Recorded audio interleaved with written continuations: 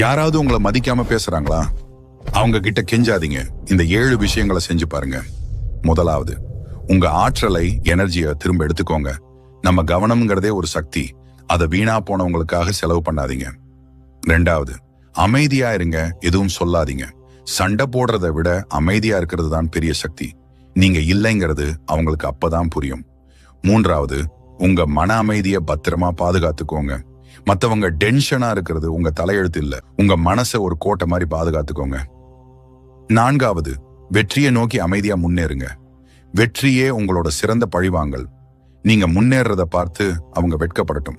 5வது, உங்க எல்லைகளை தெளிவா போடுங்க. ஒரு முறை அவங்க உங்க எல்லையை தாண்டினா மறுபடியும் அந்த கோட்டை இன்னும் தெளிவா இருக்கட்டும். 6வது, உங்களை நீங்களே விளக்க வேண்டிய அவசியம் இல்லை.